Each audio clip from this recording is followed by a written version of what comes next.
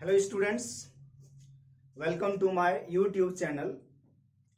और बच्चों, हम लोग फंक्शन पढ़ रहे थे और फंक्शन में आज हम लोग सीखेंगे कि ग्राफिकल मेथड से डोमेन और रेंज कैसे डिसाइड करें, कैसे फाइंड करें।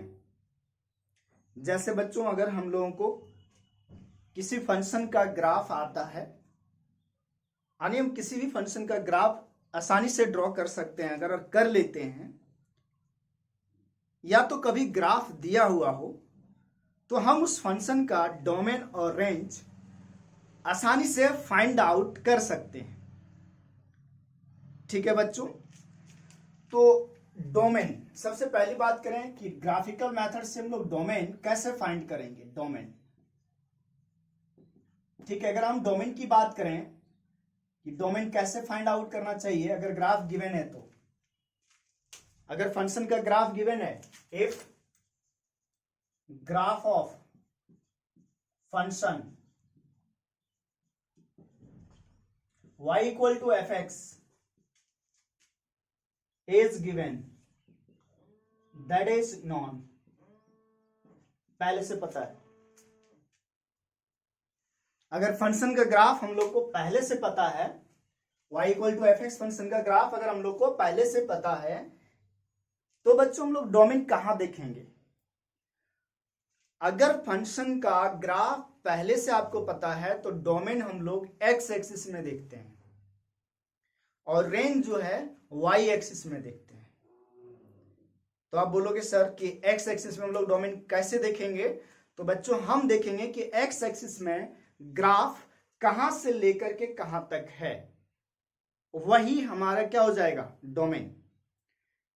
ओके, और रेंज, रेंज के लिए हम लोग देखेंगे कि वाई एक्सिस में ग्राफ कहां से कहां तक है, वो हमारा रेंज हो जाएगा। ठीक है, तो क्या होगा डोमेन, द इंटरवल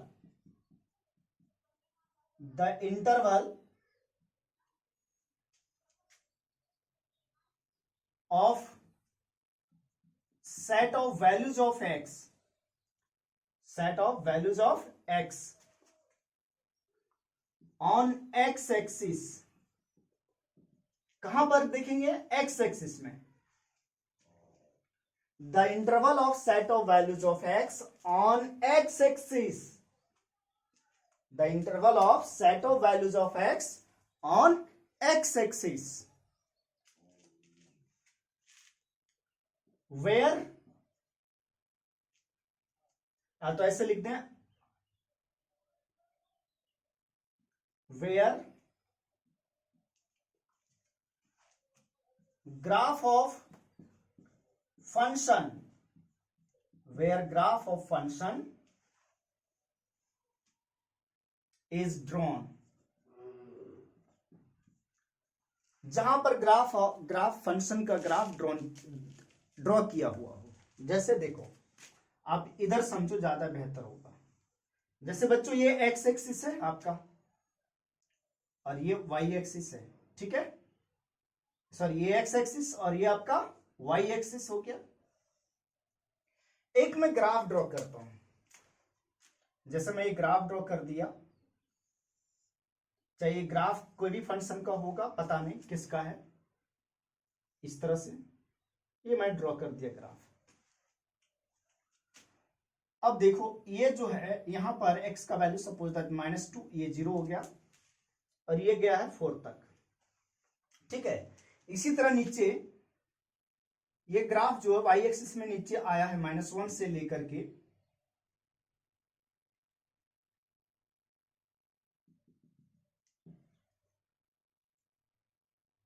-3 तक।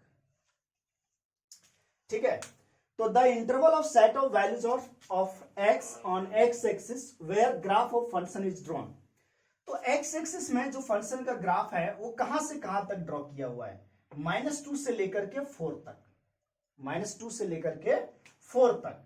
तो हमारा जो डोमेन हो जाएगा इस ग्राफ के लिए वो क्या होगा बच्चों, -2 से 4। अब एक ध्यान देने वाली बात है, अगर यहां डार्क सर्कल लगा हुआ है तो -2 को इंक्लूड किया। यहां देखो होलो सर्कल लगा हुआ है, मतलब 4 इंक्लूड नहीं, तो 4 पे क्या होगा, ओपन इंटरवल। इसी तरह बच्चों अगर हम लोग रेंज की बात करें तो क्या होगा, the interval of minimum to maximum value, minimum to maximum value of function on Y axis, कहां पर, on Y axis is range, is range. The interval of minimum to maximum value of function on Y axis, maximum value of function, value of function कहने का मतलब हुआ कि देखो graph given है ना, ग्राफ, तो हम मिनिमम वैल्यू ग्राफ से कैसे देखें कि ये ग्राफ जो है वाई एक्सिस में सबसे नीचे कहां तक आया है, -1 तक आया है, और सबसे ऊपर कहां तक गया है, 3 तक। तो मिनिमम वैल्यू -1 हो गया और मैक्सिमम क्या हो गया, 3। तो हम क्या बोलेंगे बच्चों कि रेंज क्या होगा इस ग्राफ के लिए, -1 से लेकर के कहां तक, 3 तक, -1 से लेकर के 3 तक। तो ग्राफिकली रेंज और डोमेन निकालना बहुत ही आसान है। डोमेन के लिए आप क्या देख लो कि ये फंक्शन का ग्राफ जो है वो एक्स एक्सिस में कहां से कहां तक है, उसी को आप डोमेन लोगे। क्यों बच्चों, एक्स के वैल्यू को हम लोग क्या बोलते हैं, डोमेन, सेट ऑफ एक्स के वैल्यू को ही डोमेन बोला जाता है, जितना भी वैल्यू हो। तो अगर कोई कंटिन्यूअस फंक्शन है, कंटिन्यूअस फंक्शन का मतलब ग्राफ कहीं पर भी टूटा हुआ नहीं हो, तो उस केस में जो डोमेन होगा वो डायरेक्ट जहां से जहां तक ग्राफ है, जहां से जहां तक ग्राफ है। जैसे -2 से 4 तक ग्राफ है तो डोमेन हो जाएगा -2 to 4। ठीक है, आप लोग नोट कर लेना इसको। कुछ एग्जांपल और मैं लेता हूं, उससे और समझ में आएगा बढ़िया से। जैसे मैं एक ग्राफ और ड्रॉ करता हूं, ठीक है, ये उस ग्राफ का एग्जांपल था। जैसे मैं एक ग्राफ और ड्रॉ कर लेता हूं। ये बच्चों वाई एक्सिस आपका, और ये आपका रहा है एक्स एक्सिस। अभी ग्राफ में ड्रॉ कर रहा हूं, ध्यान देना, ऑरिजिन, ये ग्राफ में ड्रॉ कर रहा हूं, देखो यहां से,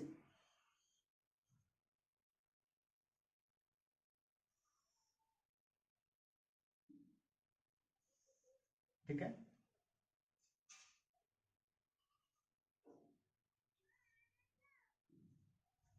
कोई परेशानी नहीं होना चाहिए। देखो यहां पर ये मान लीजिए 0.5 है, ये मान लो ये जो ब्रेक हुआ है ये 2 पे ब्रेक हो गया, ये मान लीजिए 4 पे ब्रेक हो गया, और ये आपका 5 है। ये नीचे जो है इसको अगर मैं यहां लिख दूं -1 और ये इसको लिख दिया 2। तो आप एक चीज देखो, डोमेन कहां देखेंगे, डोमेन एक्स एक्सिस में देखेंगे। देखो बच्चों, अगर ग्राफिकली आपको डोमेन देखना है तो कहां देखोगे, एक्स एक्सिस में। तो एक्स एक्सिस में हम देख रहे हैं कि ग्राफ जो है यहां से लेकर के यहां तक है, मतलब -0.5 से लेकर के 5 तक है। अब एक चीज देखो, -0.5 पे, -0.5 नहीं 0.5 पे यहां डार्क सर्कल है, मतलब डोमेन में 0.5 भी आएगा। यहां पर भी 5 पर भी क्या है, डार्क सर्कल, मतलब 5 भी आएगा। तो जो डोमेन हो गया 0.5 से लेकर के 5 तक। क्या ये आंसर सही है? चलो चेक करते हैं। क्या बताया गया आपको डोमेन, कि domain is the set of values of X where function is defined. Domain is the set of values of X where function is defined. तो एक्स का वैल्यू मतलब ग्राफ में हम लोग अगर देखें तो हम लोग सिंपल से काम क्या करते हैं डोमेन देखने के लिए, कि एक्स एक्सिस में हम लोग देखते हैं कि ग्राफ कहां से कहां तक है। तो हम देख रहे हैं ग्राफ 0.5 से स्टार्ट हुआ और ये एंड कहां हो गया, 5 पर। तो 0.5 से लेकर के 5 तक लिख दिया। लेकिन एक बात ध्यान देना कि देखना कहीं पर ग्राफ जो है वो टूटा हुआ है क्या। जहां पर ग्राफ टूटा हुआ रहेगा उस पॉइंट पे फंक्शन का ग्राफ डिफाइन, मतलब फंक्शन डिफाइंड नहीं होगा। जहां पर फंक्शन का ग्राफ ब्रेक होगा वहां पर फंक्शन डिफाइंड नहीं होगा। तो हम देख रहे हैं कि 0.5 से लेकर के 5 में ये ग्राफ जो है 2 पे और यहां 4 पे ब्रेक हुआ है, मतलब डोमेन में 2 और 4 नहीं आएगा, इसलिए हम माइनस कर दिए 2 और 4 को। ये x के दो वैल्यूज को माइनस कर दिया। ठीक है बच्चों, अब रेंज में बात करें। रेंज में देखो, रेंज हम लोग सिंपल कि ग्राफ देखेंगे वाई एक्सिस में। अगर वाई एक्सिस में, रेंज के लिए आप वाई एक्सिस देखो, वाई एक्सिस में देखो कि ग्राफ कहां से कहां तक है। तो ग्राफ बच्चों -1 से लेकर के 2 तक है। सबसे नीचे -1 तक आया और सबसे ऊपर 2 तक गया है, और देख सकते हो ग्राफ नहीं टूटा हुआ है कहीं। तो ये रेंज हो जाएगा -1 से लेकर के 2 तक। तो बच्चों ऐसे हम लोग ग्राफ से डायरेक्ट डोमेन और रेंज लिख सकते हैं। ठीक है, और ये बहुत ही इंपॉर्टेंट है और एक आसान तरीका भी है डोमेन और रेंज लिखना, अगर आपको ग्राफ आता है तो बच्चों अभी तक हम लोगों ने क्या डिस्कस किया फंक्शन में, कि फंक्शन क्या होता है और डोमेन और रेंज के बारे में। तो एक बार और मैं आपको रिमाइंड कर दूं कि व्हाट इज डोमेन। डोमेन क्या है? तो डोमेन इज द, सबसे पहली बात है, set of values of X है, set of values of X for which fx is defined, fx is defined। ये बोल सकते हैं डोमेन क्या क्या है। एक चीज ये set of values of x for which fx is defined। और क्या बोला जा सकता है? और इनपुट। और क्या बोला जा सकता है भाई? Set of pre images, set of pre images. इतना हम आप लोगों को लास्ट क्लास तक समझा चुका था।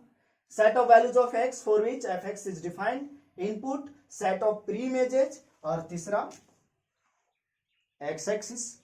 मतलब इन शॉर्ट में लिख रहे हैं graph, interval of graph, interval of graph, या तो डायरेक्ट ऐसे बोलते हैं expansion of graph, expansion of graph on x axis. X axis में ग्राफ का एक्सपेंशन कहां से कहां तक है।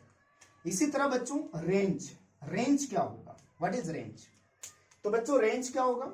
सबसे पहली बात है आउटपुट, जो इनपुट रखते हैं उससे जो आता है वो रेंज हो गया।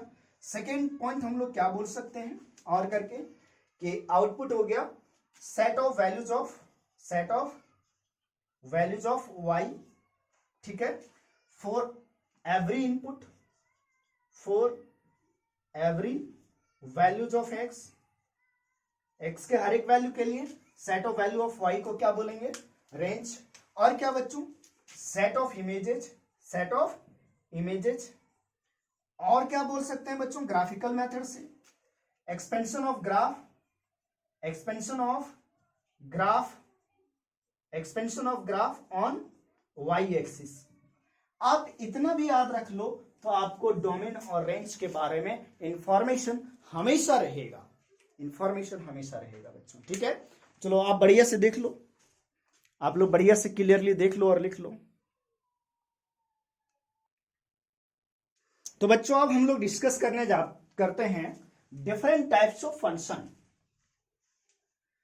ये पोर्शन 11th क्लास का है। 11th क्लास में आप लोगों ने डिफरेंट टाइप्स ऑफ फंक्शन को पढ़ रखा है। तो बच्चों यहां पर हम इन शॉर्ट में जाएंगे, कुछ क्वेश्चन को कराते हुए जाएंगे, ताकि ये 1 या 2 लेक्चर में फिनिश हो जाए और हम लोग को जो 12th में पढ़ना है उस चीज को पढ़ ले।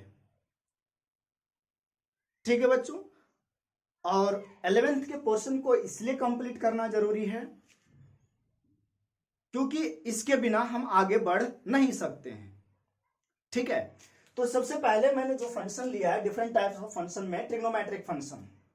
बच्चों आप लोग ट्रिग्नोमेट्रिक फंक्शन 11th क्लास में एक चैप्टर ही पढ़ रखा है और वो पूरा डिटेल में आप लोगों ने पढ़ा है। बस यहां हम लोग को किस चीज का काम है कि फंक्शन का डोमेन, रेंज और उसका ग्राफ क्या होता है। ठीक है बच्चों, तो ट्रिग्नोमेट्रिक फंक्शन का जितने भी ग्राफ हैं टोटल 6 हैं, 6 ट्रिग्नोमेट्रिक फंक्शन का 6 ग्राफ, वो सभी आप लोगों को आता है क्योंकि आप लोग 11th में डिटेल में पढ़ रखे हो, ये मैं मान के चल रहा हूं। तो बच्चों मैं यहाँ ग्राफ ट्रिग्नोमेट्रिक फंक्शन का ड्रॉ नहीं करने जा रहा हूं, हाँ क्वेश्चन करेंगे वहां ड्रॉ कर देंगे। ठीक है, तो बच्चों हम लोग बात करने वाले हैं डोमेन और range of all trigonometric functions. आप लोगों को पहले से पता है बच्चों, और जिनको नहीं पता है वो लिख लीजिए और इसको याद रखिए। ठीक है, क्योंकि इसका काम डायरेक्ट इनवर्स ट्रिग्नोमेट्रिक फंक्शन में आने वाला है। तो बच्चों आप लोग को पता है साइन एक्स का जो डोमेन होता है वो ऑल रियल नंबर रहता है, मतलब माइनस इंफिनिटी से लेकर के प्लस इंफिनिटी तक, ये आपको लर्न करना होगा। और रेंज जो होगा बच्चों -1 से 1 तक, मतलब साइन के गोद में कोई भी नंबर बैठ सकता है। अगर डोमेन ऑल रियल नंबर है, इसका मतलब आप क्या समझो कि साइन फंक्शन जो है वो कुछ भी खा सकता है। अरे खाने का मतलब क्या हुआ बच्चा? अपना इनपुट हुआ ना सर, आपका इनपुट। जैसे आप जो जो खाते हो वो आपका इनपुट हो गया, मतलब वो आपका डोमेन हो गया। तो साइन एक्स क्या क्या खा सकता है? साइन एक्स कुछ भी खा सकता है, all set of real number. लेकिन वो आउटपुट जो देता है, साइन एक्स जो आउटपुट देता है वो केवल -1 से 1 तक, मतलब साइन एक्स का जो वैल्यू होगा, साइन एक्स फंक्शन का जो वैल्यू होगा, साइन एक्स फंक्शन का जो वैल्यू होगा वो कहां से कहां तक होगा? साइन फंक्शन का वैल्यू -1 से लेकर के 1 तक। साइन फंक्शन का जो वैल्यू होगा वो -1 से लेकर के 1 तक होगा बच्चों। cos x का भी सेम है, cos x भी कुछ भी खा सकता है, लेकिन आउटपुट जो देगा, जो रेंज होगा वो -1 से लेकर के 1 तक। कहने का मतलब बच्चों साइन एक्स का जो वैल्यू होगा वो -1 से 1 तक, मतलब -1 से लेकर के साइन एक्स का वैल्यू कहां तक? 1 तक। इसी तरह बच्चों cos x का जो वैल्यू होगा वो -1 से लेकर के, cos x is greater than equal to -1 and less than equal to 1, हम लोग बोल सकते हैं। tan x बच्चों हर एक रियल नंबर पे डिफाइंड होता है, लेकिन ऑड मल्टीपल ऑफ π/2 को छोड़ करके। आप लोग को पता है कि π/2 पे tan x नॉट डिफाइंड होता है, तो ऑड मल्टीपल ऑफ π/2 पे tan x डिफाइंड नहीं होगा, इसलिए हमने डोमेन लिखा है ऑल रियल नंबर -2n + 1 × π/2। लेकिन बच्चों tan x का जो रेंज होगा वो ऑल रियल नंबर होगा, मतलब tan x का वैल्यू कुछ भी हो सकता है, tan x का वैल्यू कुछ भी आ सकता है बच्चों, tan x का वैल्यू कुछ भी आ सकता है। कितना बड़ा नंबर, अगर tan x = कोई 3 बोलता है सही है, अगर कोई tan x = 1000 बोलता है सही है, ठीक है। इसी तरह बच्चों cot x का जो रेंज होता है डोमेन r-n π, मतलब n π पे cot डिफाइन नहीं होता है, और रेंज बच्चों all real number. sec x जो है ऑड मल्टीपल ऑफ π/2 पे डिफाइन नहीं होता है, मतलब sec x जो है ऑड मल्टीपल ऑफ π/2 को नहीं खा सकता है, तो sec x का डोमेन हो जाएगा r-2n + 1 × π/2। और बच्चों sec x का जो रेंज होता है, मतलब sec x फंक्शन का जो वैल्यू होता है बच्चों, sec x फंक्शन का जो वैल्यू होता है बच्चों वो लेस देन -1 होता है, या तो sec x फंक्शन का जो वैल्यू होगा ग्रेटर देन इक्वल टू 1। तो यहां पर यही इंटरवल के फॉर्म में लिखा है -∞ to -1 यूनियन 1 to ∞, ऐसे लिखेंगे तो इसको -∞ to -1 union 1 to ∞। cosec x का बच्चों डोमेन जो होगा r-n π, और रेंज जो सेक फंक्शन का है, यानी cosec x भी जो होगा बच्चों वो लेस देन इक्वल टू -1 और ग्रेटर देन इक्वल टू 1, ये चीज आप लोग जानते हो। हाँ, इधर मैंने जो राइट साइड में लिखा इस चीज को भी आप लोग नोट कर लेना और याद रखना है बच्चों, ठीक है। चलिए हम कुछ क्वेश्चन लेते हैं डोमेन और रेंज का, किसका? ट्रिग्नोमेट्रिक फंक्शन का, ठीक है। कुछ क्वेश्चन सॉल्व करते जाएंगे कि ट्रिग्नोमेट्रिक फंक्शन का डोमेन और रेंज कैसे निकाला जाए, है ना। वैसे बच्चों देखो एक चीज बताता हूं, रेंज निकालने के लिए जब हम सारे बेसिक फंक्शन पढ़ लेंगे ना, फिर आपको मैं रेंज बताऊंगा। अभी यहाँ पर मैं डोमेन केवल बताते चल रहा हूं। देखो जब सारे टाइप्स ऑफ फंक्शन को अपन पढ़ लेंगे तब मैं वहां आपको रेंज बताऊंगा कि अलग अलग फंक्शन का कैसे निकाला जाएगा। तो अभी हम केवल डोमेन फाइंड आउट करेंगे, किसका? ट्रिग्नोमेट्रिक फंक्शन का, ठीक है बच्चों। तो देखिए क्वेश्चन ट्रिग्नोमेट्रिक फंक्शन के डोमेन का क्वेश्चन। जैसे बच्चों अगर फाइंड करना है हमको, फाइंड डोमेन ऑफ किसका किसका, सबसे पहला है f(x) = sin²x, second y √sin x, and third one is y cos √x। ठीक है बच्चों, ये मैं 3 क्वेश्चन आपके सामने लेकर के आया हूं, देख सकते हो। F x equal to sine square x का डोमेन निकालना है, f x equal to root under sine x का निकालना है, और f x equal to, F x मतलब वही y equal to cos into root x का निकालना है। बच्चों डोमेन फाइंड आउट करना है, मतलब एक्स बताना है आपको। डोमेन फाइंड आउट करने का मतलब क्या हुआ, आपको एक्स बताना है जिसके लिए फंक्शन फिट हो, जिसके लिए फंक्शन डिफाइंड हो। फिट कहने का मतलब जिसके लिए फंक्शन फिट हो। देखो बच्चों, साइन स्क्वायर एक्स है, साइन स्क्वायर एक्स कहने का मतलब क्या हुआ, साइन स्क्वायर एक्स कहने का मतलब साइन एक्स का होल स्क्वायर है ना, साइन एक्स का होल स्क्वायर। तो बच्चों साइन एक्स का होल स्क्वायर है, तो यहां पर हम एक्स को कुछ भी रख सकते हैं, क्योंकि साइन एक्स का जो वैल्यू आएगा -1 से 1 तक आएगा और उसका स्क्वायर हो जाएगा, मतलब डिफाइंड ही रहेगा। तो यहां पर आप देख सकते हो एक्स कुछ भी रख सकते हैं, मतलब एक्स कुछ भी कहने का मतलब एनी रियल नंबर। तो बच्चों एक्स के वैल्यू को ही तो डोमेन कहते हैं। तो डोमेन क्या हो गया हमारा, -∞ से +∞। ओके, -∞ से +∞। यहां आप देखो ना, साइन एक्स का जो वैल्यू आएगा वो कुछ भी -1 से 1 तक आएगा, कोई परेशानी। साइन एक्स का जो वैल्यू आएगा बच्चों -1 से 1 तक आएगा। तो हम एक्स को कुछ भी रखें फिर भी ये फंक्शन वैल्यू देगा, क्योंकि ये स्क्वायर है। यहां माइनस अगर 1 आया तब भी ये फंक्शन डिफाइंड होगा, -1 का स्क्वायर क्या हो जाएगा +1। -1/2 आएगा तब भी ये होल स्क्वायर होके 1/4 हो जाएगा, मतलब डिफाइंड होगा। नॉट डिफाइंड का मतलब आपको समझाया था कि फंक्शन का वैल्यू +∞ या -∞ या कुछ इंडिटरमिनेट फॉर्म नहीं आना चाहिए। हम देख रहे हैं कि साइन एक्स -1 से 1 वैल्यू देगा, कुछ भी देगा -1 से 1 के बीच में, इसका स्क्वायर आकर के कोई दिक्कत नहीं होगा। तो हम यहाँ x का वैल्यू कुछ भी रख सकते हैं, मतलब डोमेन क्या हो गया बच्चों, -∞ से +∞। ऐसा क्वेश्चन आप 11th क्लास में भी कर चुके हो और मैं करवाया हूं क्लास में, मैं सॉल्व करवाता हूं ऐसे क्वेश्चन क्लास में, ठीक है, ताकि उसको बच्चे को 12th में प्रॉब्लम नहीं हो। और यही बेनिफिट है हमसे पढ़ने का, ठीक है। देखो बच्चों, जो दूसरी बार इस चीज को पढ़ रहे होंगे उससे तो बहुत आसान इजी लग रहा होगा। हाँ, जो फर्स्ट टाइम पढ़ रहे होंगे उसको ऐसा फीलिंग हो रहा होगा जैसा बच्चों को 11th में फीलिंग होता है। y equal to root sine x. अब बताओ बच्चों यहाँ क्या है, साइन एक्स किसके अंदर है, रूट के अंदर। और आप लोग को पता है साइन एक्स अगर रूट के अंदर है तो साइन एक्स हमेशा क्या होगा, ग्रेटर देन इक्वल टू 0 होगा। क्यों, रूट के अंदर जो फंक्शन होता है वो ग्रेटर देन इक्वल टू 0 होता है कि नहीं। तो आप ही बता दो कि x का जो वैल्यू आएगा वो क्या आना चाहिए, ताकि ये साइन एक्स हमेशा ग्रेटर देन और इक्वल टू 0 है ना। x के किस वैल्यू पे ये साइन एक्स हमेशा ग्रेटर देन और इक्वल टू 0 होगा, ये आपको सोचना है। तो अब एक चीज बताओ बच्चों, साइन एक्स पॉजिटिव कहां होता है, इसको हम 2 तरीके से कर सकते हैं।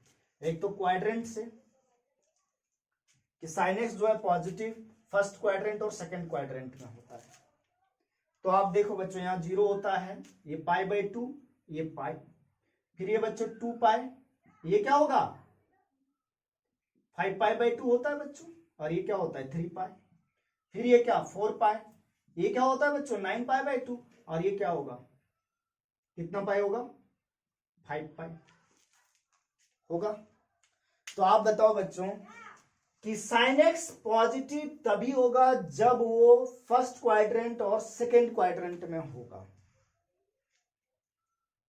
आनी कहने का मतलब यहां से लेकर के यहां तक होगा,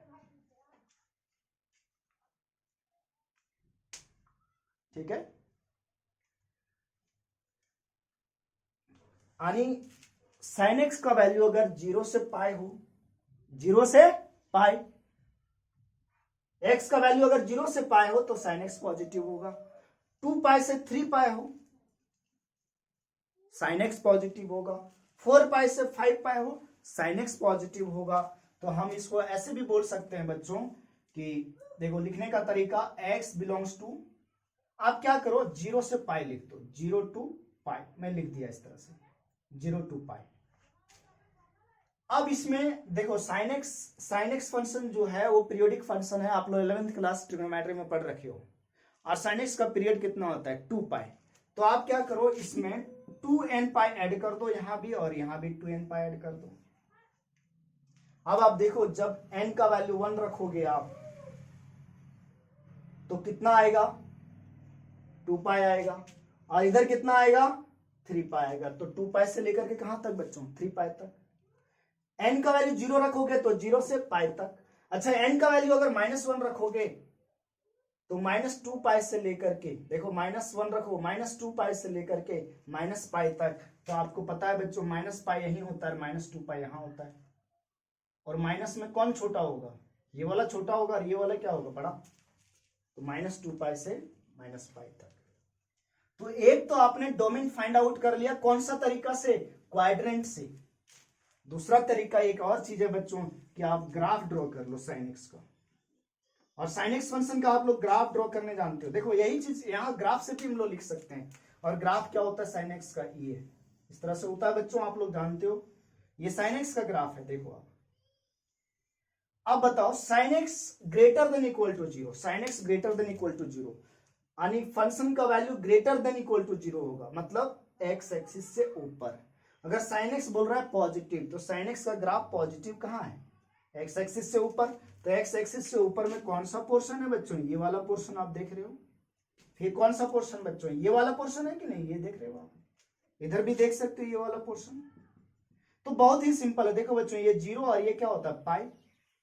तो हम क्या देख रहे हैं, साइन एक्स पॉजिटिव कहां से कहां है, 0 से पाई में है। फिर कहां से कहां देख रहे हैं, देखो ये पाई 2 पाई होता है, और ये 3 पाई। तो आप देख रहे हो 2 पाई से 3 पाई के बीच में ग्राफ ऊपर में है, तो ये भी आंसर होगा 2 पाई से लेकर के 3 पाई तक।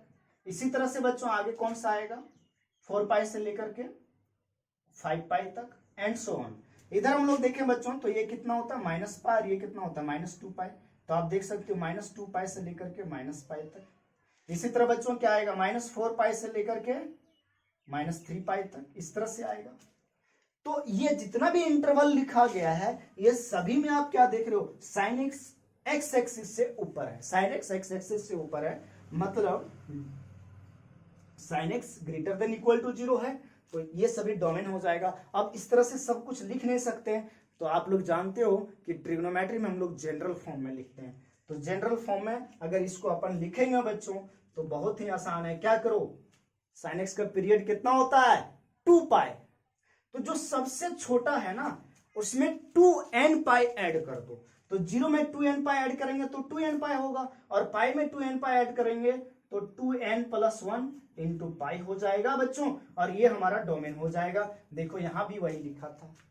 तो दो अप्रोच है ऐसे क्वेश्चन को सॉल्व करने का, ऐसे क्वेश्चन का डोमेन निकालने के लिए, जैसे साइन एक्स कॉस एक्स वगैरह है। तो आप क्वाड्रेंट का भी तरीका अप्लाई कर सकते हो, मेथड अप्लाई कर सकते हो, और ग्राफ का। बच्चों सबसे आसान ना ग्राफ का होता है। ग्राफ में कितना आसान हुआ, देखो sine x greater than equal to 0, inequality आप लोग 11th क्लास में पढ़े हो। तो साइन एक्स, देखो साइन एक्स का जो ग्राफ है वो एक्स एक्सिस से कहां ऊपर है। तो यहां से यहां ऊपर था, यहां से यहां ऊपर था, यहां से यहां ऊपर था, यानी इस इंटरवल में साइन एक्स पॉजिटिव, इस इंटरवल में साइन एक्स पॉजिटिव, इस इंटरवल में भी साइन एक्स पॉजिटिव। तो ये सारे इंटरवल क्या हो जाएंगे, डोमेन हो जाएगा। एक्स एक्सिस में ही तो डोमेन देखते हैं, एक्स एक्सिस में ही डोमेन देखते हैं। ठीक है बच्चों, तो ये आप लोग कॉपी कर लेना बढ़िया से। नेक्स्ट क्वेश्चन है बच्चों 3rd नंबर, जिसका डोमेन निकालना है हम लोगों को, और वो क्या है, वो क्वेश्चन है y = cos × √x। अब एक चीज बताओ, cos के गोद में कोई भी आ सकता है कि नहीं, अभी पढ़ा ना cos का डोमेन क्या होता है, ऑल रियल नंबर। तो √x है, कोई दिक्कत नहीं। अरे cos के गोद में कोई भी आ सकता है, तो √x तो पॉजिटिव नंबर होता है, तो √x पॉजिटिव नंबर होता है, तो पॉजिटिव आए कोई प्रॉब्लम नहीं है।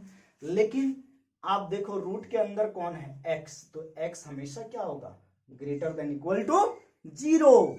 तो x होगा जो ग्रेटर देन इक्वल टू 0 होगा, यानी कहने का मतलब डोमेन क्या हो जाएगा, ग्रेटर देन इक्वल टू 0। इसका मतलब 0 से लेकर के इन्फिनिटी तक। तो ये इसका डोमेन हो गया बच्चों। ठीक है, आगे आते रहेंगे, ट्रिग्नोमेट्रिक फंक्शन का डोमेन रेंज का क्वेश्चन आते रहेगा, तो वहां भी हम लोग सॉल्व करेंगे। ठीक है, तो ये फंक्शन था ट्रिग्नोमेट्रिक फंक्शन।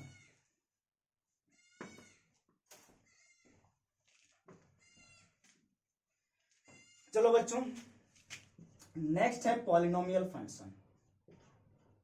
आप लोग पढ़ रखे हो इसलिए थोड़ा सा स्पीड से जाएंगे। पॉलिनोमियल फंक्शन बच्चों आप लोग जानते हो, पॉलिनोमियल फंक्शन इसको बोलते हैं जो इस फॉर्म में होता है, an x पे पावर n, an-1 x पे पावर n-1, an-2 x पे power n-2 and so on a0, where an should not be equal to 0 and n belongs to whole number। ये जो पावर होता है ना,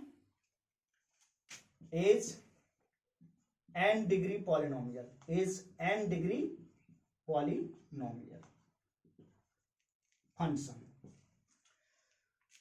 आप लोग जान रहे हो बच्चों इसको, a to the power n, an x to the power n, ये जो an-1, an-2 और एंड सो ऑन a0, ये सभी कांस्टेंट है और इसको हम लोग बोलते हैं कोफिशिएंट्स। किसका कोफिशिएंट? an किसका कोफिशिएंट है? x to the power n का। an-1 किसका कोफिशिएंट है? x to the power n-1 का। an-2 किसका कोफिशिएंट है? x to the power n-2 का। इस तरह से बच्चों a0 तक। और ये जो हाईएस्ट पावर ऑफ x होता है उसको डिग्री बोलते हैं। तो हाईएस्ट पावर ऑफ x क्या है? n है, तो ये n डिग्री पॉलिनोमियल कहलाया।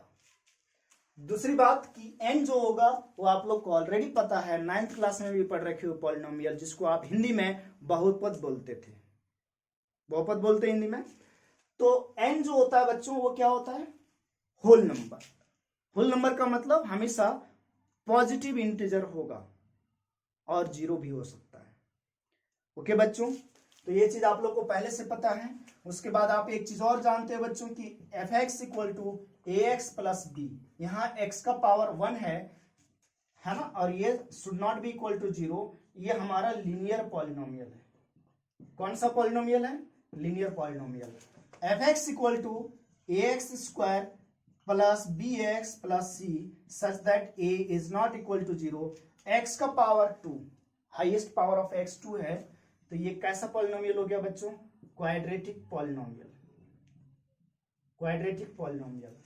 f(x) = ax³ bx² + cx + d। a should not be equal to 0। This is cubic polynomial. आप लोग 11th में पढ़ाया गया, आपको 10th में भी पढ़ा था और 9th में भी पढ़ा था बच्चों। तो आपको परेशानी इसमें नहीं आनी चाहिए क्योंकि ये कोई नया चीज नहीं है।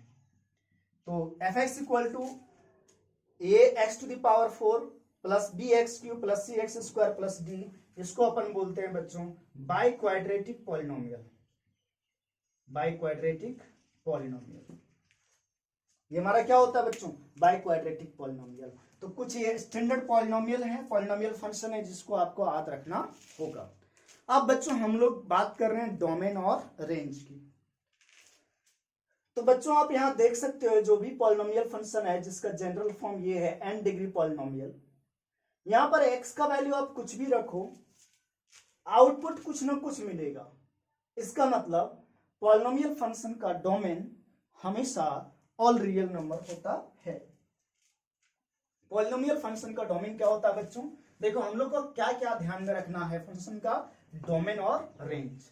और यही बच्चों कैलकुलस में आपको maximum, minima, increasing, decreasing, continuity वगैरह में काम देगा। एप्लीकेशन ऑफ डेरिवेटिव में बहुत काम देता है। तो सबसे पहली बात बच्चों, डोमेन ऑफ, इंपॉर्टेंट बात, domain of any polynomial function, domain of any polynomial function is set of real number, real number that is R। ये याद रखोगे बच्चों कि किसी भी पॉलिनोमियल फंक्शन का डोमेन हमेशा रियल नंबर होगा, चाहे वो लीनियर हो, क्वाड्रेटिक हो क्यूबिक हो या 15 डिग्री पॉलिनोमियल्स हो, सभी का डोमेन क्या होगा? ऑल रियल नंबर होगा। ठीक है बच्चों? हाँ, लेकिन अगर रेंज की बात करें तो बच्चों रेंज ऑफ, देखो मैं डिटेल में समझा चुका हूं ये सारी चीजें, इसलिए मैं इसका ग्राफ वगैरह ड्रॉ नहीं करने जा रहा हूं। आपको 11th क्लास में डिटेल में समझाया गया है कि ऐसे कैसे आया। हाँ, बहुत ही आसान है, जैसे मैं बताया डोमेन के लिए कि एक्स का कुछ भी वैल्यू रखो आप, पॉलिनोमियल फंक्शन डिफाइंड होगा, तो डोमेन ऑल रियल नंबर हो गया। Range of odd degree polynomial, हाँ बच्चों यहां पर ऑड डिग्री पॉलिनोमियल फंक्शन का, polynomial function, odd degree polynomial function का जो रेंज होता है एच आर, किसका होता है? ऑलवेज, हमेशा ऑड डिग्री पॉलिनोमियल फंक्शन का रेंज हमेशा क्या होगा? आर होगा।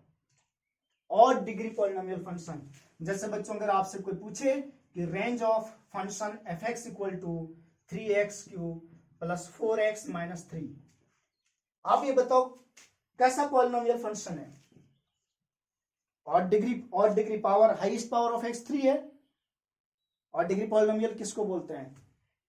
वैसा पॉलिनोमियल फंक्शन जिसमें वेरिएबल का पावर जो हाईएस्ट पावर है वो ऑड नंबर हो। जैसे ये क्यूबिक पॉलिनोमियल हुआ, तो इसका रेंज जो होगा, range of f x this polynomial function is are.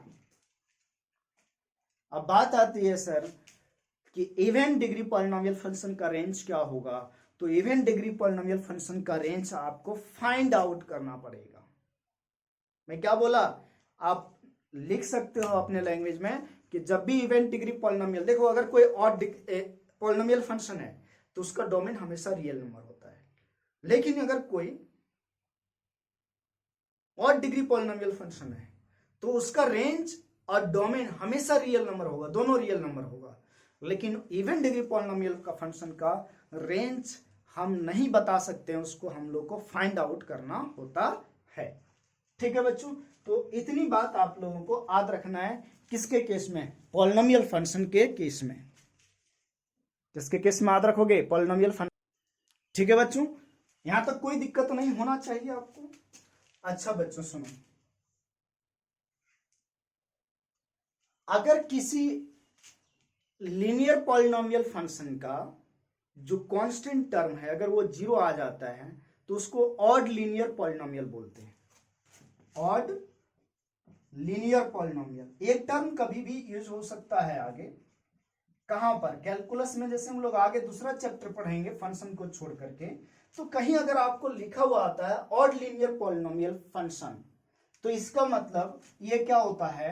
It is linear polynomial function, linear polynomial function with constant term 0, with constant term 0। That is कहने का मतलब बच्चों F x equal to A X, ये should not be equal to 0। जैसे linear polynomial क्या होता है हमारा?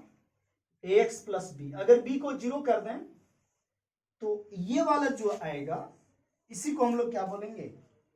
Odd linear polynomial. जैसे एग्जांपल और लिख सकते हैं, f x equal to 3x, f x equal to minus 2x, f x equal to minus 7x। ये सारे फंक्शन क्या है? ऑड लीनियर पॉलिनोमियल फंक्शन है। ओके बच्चों, एक इंपॉर्टेंट बात और सुनो, एक इंपॉर्टेंट बात और पॉलिनोमियल फंक्शन में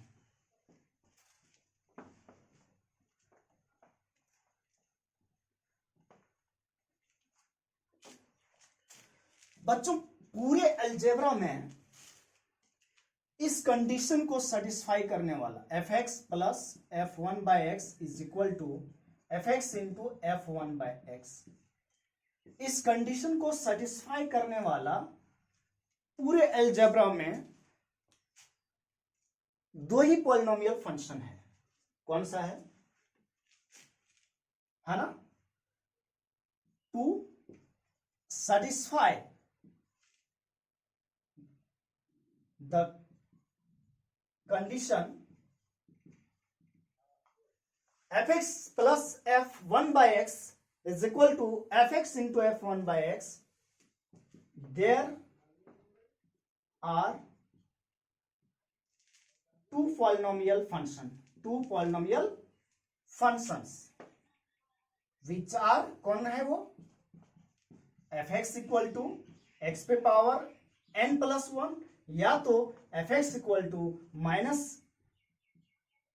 x पे पावर n प्लस 1, यही दो है बच्चों। अगर पूरे अलजेब्रा में हम लोग बात करें कि इस कंडीशन को सेटिस्फाई करने वाला कौन सा पॉलिनोमियल है, तो ये दो पॉलिनोमियल फंक्शन है बच्चों। कौन कौन सा, fx इक्वल टू x पे पावर n प्लस 1 और माइनस x पे पावर n प्लस 1। ये आपको लर्न रखना है। कहीं पर भी बच्चों ये कंडीशन लिखा हुआ मिले और आपसे पूछा जाए कि fx क्या होगा, तो बच्चों x पे पावर n प्लस 1 होगा। अब n निकालने के लिए आपको कुछ ना कुछ कंडीशन दिया रहेगा, n निकालने के लिए कुछ ना कुछ कंडीशन दिया रहेगा। जैसे बच्चों एक एग्जांपल है कि गिवन क्या चीज है, जैसे दे दिया f10 इक्वल टू 1001, ठीक है, सॉरी 10,001, ये दे दिया, कोई दिक्कत। और ये कंडीशन लिख के दे दिया fx plus f1 by x is equal to fx into f1 by x, और बोला क्या, फाइंड करो f3 कितना होगा। तो सिंपल सी बात है बच्चों कि हम जब देख रहे हैं कि ये कंडीशन दिया हुआ है, इसका मतलब fx का जो वैल्यू है वो x पे पावर n प्लस 1 हो सकता है, माइनस ऑफ x पे पावर n प्लस 1 हो सकता है, ठीक है बच्चों। अब यहां से क्लियर दिख रहा है कि f10 10,001 दिया हुआ है, मतलब x की जगह 10 रखेंगे तो 10,001 आएगा, तो ये तो नेगेटिव वैल्यू आ जाएगा, तो ये क्लियरली नहीं होगा। कौन सा होगा, ये वाला होगा, क्योंकि ये पॉजिटिव है। और यहां देखो minus x to the power n, जब यहाँ x की जगह 10 रखोगे तो 10 पे पावर n हो जाएगा, तो ये 1 से तो बड़ा ही होगा नेगेटिव वैल्यू, जो नेगेटिव में है वो ज्यादा हो जाएगा ना, तो ये नेगेटिव आ जाएगा, इसलिए होगा ही नहीं, तो ये वाला होगा। तो बच्चों f10 x की जगह 10 रख दो, तो यहां बताओ 10 पे पावर कितना, n प्लस 1, और बराबर कितना दिया बच्चों f10, ये इसके 10,001 के बराबर है।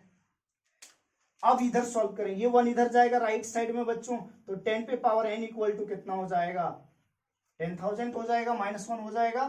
तो आगे क्या होगा बच्चों कि 10 टू पे पावर n, और इसको 10 पे पावर कितना लिख सकते हैं, 4, तो n का वैल्यू कितना आ गया बच्चों, 4। और अगर n का वैल्यू 4 आया तो हमारा फंक्शन क्या होगा, ये n के जगह 4 रख देंगे, तो n के जगह 4 रखेंगे तो x पे पावर 4 प्लस 1। तो ओरिजिनल फंक्शन आपको मिल गया, क्या मिला, fx equal to x to the power 4 plus 1। मैं बोला था ना n निकालने के लिए कुछ कंडीशन देगा, तो ये n निकालने के लिए दिया था। हमको चाहिए f3, तो x के जगह 3 रख देते हैं, तो f3 इक्वल टू 3 पे पावर 4 प्लस 1 कितना हो जाएगा बच्चों, 3 पे पावर 81 होता है, और 81 प्लस 1 82, ये आपका आंसर हो जाएगा। तो बच्चों ये पॉलिनोमियल फंक्शन हो गया, ठीक है। आगे जो फंक्शन है बच्चों उसको अपन नेक्स्ट क्लास में पढ़ाएंगे, ठीक है, ओके बच्चों। तो आपको अभी क्या करना है, आपको क्वेश्चन को रिवीजन करते रहना, ये जो जितना भी कॉन्सेप्ट पढ़ा है इसको बार बार पढ़ना। फंक्शन में ना ज्यादातर चीजें याद रखने वाला है, फाइंड करने के लिए क्या चीजें, डोमेन, रेंज वगैरह। तो जब तक हम फंक्शन नहीं जान लेंगे तो कौन कौन सा फंक्शन का डोमेन और रेंज निकालते चले, तो सबसे पहले जो भी बेसिक फंक्शन है उसको पढ़ लेते हैं, है ना, उसका इंफॉर्मेशन ले लेते हैं। अरे किसी को देखोगे, किसी का इंट्रो लोगे, तभी ना उसके अंदर की चीज को जानोगे। तो कहने का मतलब सभी फंक्शन को आप एक बार देख लो, बढ़िया से पहचान लो उसको। जब तक नहीं पहचानोगे तब तक उसके अंदर के जो नेचर है, जो गुण है, वो नहीं आप फाइंड आउट कर सकते हो। तो जब तक आप सारे फंक्शन को पहचान नहीं लेते हो तब तक उसका डोमेन और रेंज वगैरह कैसे निकालोगे, जब वो कॉम्प्लिकेटेड हो जाएगा। बेसिक तो याद रखना ही है डोमेन रेंज, लेकिन जब वो कॉम्प्लिकेटेड किसी के साथ मिलेगा तब फिर हम डोमेन और रेंज को कैसे फाइंड आउट करेंगे। तो उसके लिए सबसे पहले आपको सारे फंक्शन को देखना पड़ेगा। सारे फंक्शन जो बेसिक फंक्शंस हैं उसके डोमेन, रेंज और उसके ग्राफ को ऑब्जर्व करना पड़ेगा। जैसे अभी तक हम लोग को किसके बारे में मालूम चल चुका है, एक ट्रिग्नोमेट्रिक फंक्शन कैसा होता है और एक पॉलिनोमियल फंक्शन। और आपने देखा होगा कि पॉलिनोमियल फंक्शन में बहुत सारी इंफॉर्मेशन निकल के आया जो अपने को याद रखना है। जैसे किसी भी पॉलिनोमियल फंक्शन का डोमेन ऑल रियल नंबर होता है, ऑड डिग्री पॉलिनोमियल फंक्शन का रेंज ऑल रियल नंबर होता है। इवन डिग्री पॉलिनोमियल फंक्शन का अगर रेंज कभी हमें फाइंड आउट करने देगा तो अपन को फाइंड आउट करना पड़ेगा, निकालना पड़ेगा। फिर हमने देखा कि अगर कोई लीनियर पॉलिनोमियल फंक्शन का कांस्टेंट टर्म 0 हो जाता है तो उसको एक और नाम से जानते हैं, ऑड लीनियर पॉलिनोमियल फंक्शन। फिर हमने देखा इस कंडीशन को सेटिस्फाई करने वाला पूरे अलजेब्रा में 2 ही फंक्शन है, एक x⁻n+1 और एक -x⁻n+1। तो ये सारी इंफॉर्मेशन आपने ले लिया। तो इसी तरह जो बेसिक फंक्शन और सभी हैं उसके इंफॉर्मेशन हम लोग ले लेंगे और उसके डोमेन, रेंज और ग्राफ के बारे में जान लेंगे। फिर हम लोग क्वेश्चन को, बहुत सारे फंक्शन को एक साथ मिक्स करके उसका डोमेन और रेंज निकालना सीखेंगे। ठीक है, चलो बच्चों, थैंक यू।